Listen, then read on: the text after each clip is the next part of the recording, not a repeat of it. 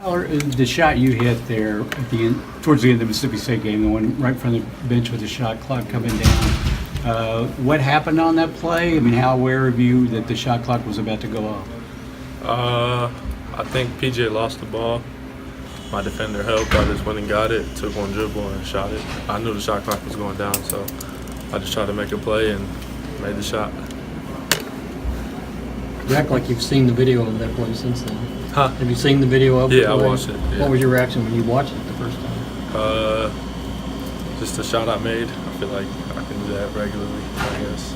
Is that just a pure reaction play? Yeah, I just got it, one dribble shot.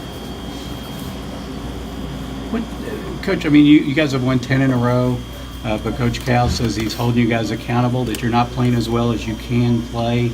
I mean, he thinks you guys can get better. What areas can you guys get better in? Really just everywhere. Just playing the whole game, full 40 minutes.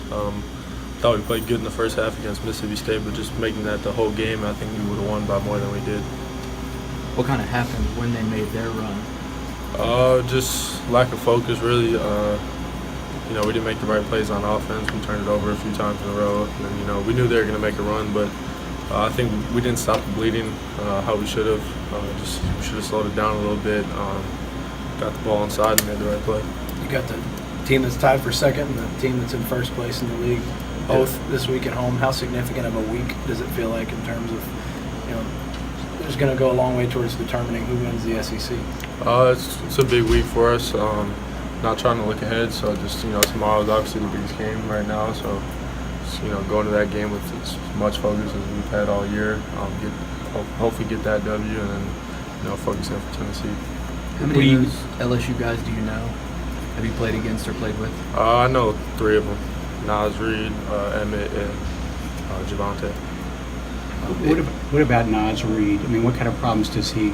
I mean, big, tall guy, but he likes to take it outside. He'll take the 3. What kind of problems does he present for you guys on defense?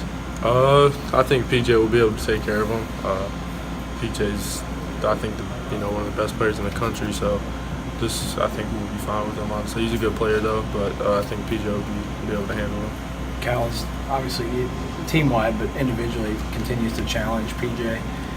The video we saw in the locker room, he didn't let PJ celebrate his 23 points. Yeah. Looked like PJ had a little scowl on his face. Do you think that Cal knows and likes to keep pushing that button and keep PJ playing mad and hungry? Yeah, he just said he doesn't want him to revert back to how he was last year, I guess, which I thought he was still a pretty good player last year.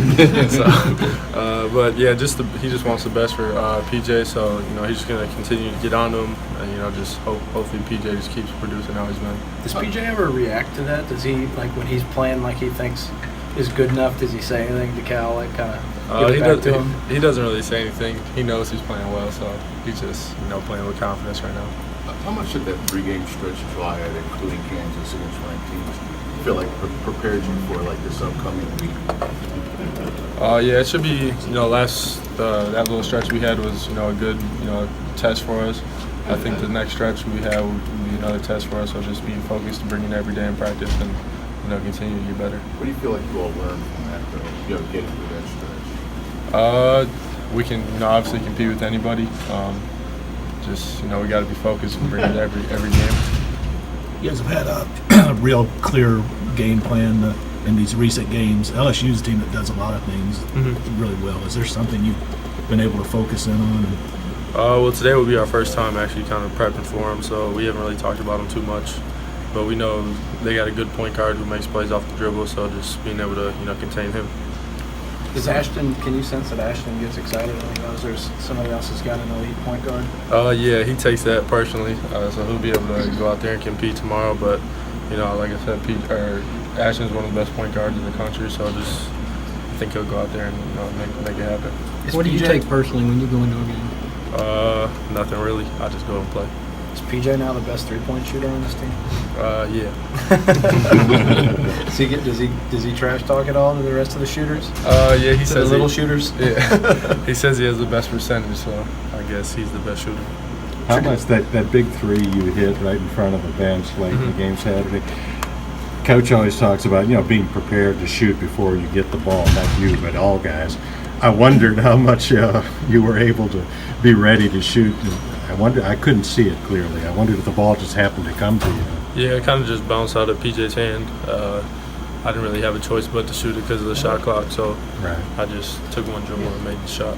But to hush the entire crowd like that, I know you thrive on moments like that. How enjoyable was it? It was good. We still had, I think, like 2 or 3 minutes left to go, so we had to focus in and make some plays defensively. So it was fun though. How, I know you know him very well, how good can you guys be when Keldon is sort of the end of the game? Keldon, I think he had 6 straight points at one point. He tipped that ball that EJ ended up with, and he makes the stop at the end when he's super locked in like that. Obviously, Keldon's Keldon. When he's locked in like that, he just takes our team to another level. So we just need him to be focused the whole game. But that's the same for all of us. What's the difference in when he is and when he isn't? I think you can tell when he's being not really focused or not with it, and then when he brings it, you see what he can do. So just, when he's locked in defensively, he takes our defense to another level. When he's, making plays offensively, he does the same thing. Who's the best at getting him to snap out of it and dial back in? Me or Ashton, we try to, wake him up a little bit. You seen what Ashton said to him during the Auburn game, so. What do you say to him? Same thing. He's good with it? Yeah. Traditionally, you all, just in past, seems in the past, late January, early February, kind of a wall that hits, especially for the freshmen. How have you all been able to kind of power through that and just continue that success that you're all on? Just, staying focused, following the lead of, PJ, Nick, and, Reed's been through it before, so just following their lead, just, sticking with it and, just grinding every day. Have you felt a wall at all? Not yet. Hopefully I won't. How much better are you guys now as opposed to like November, when the season started? I'll say a lot better. We've, made a lot of strides in a lot of areas.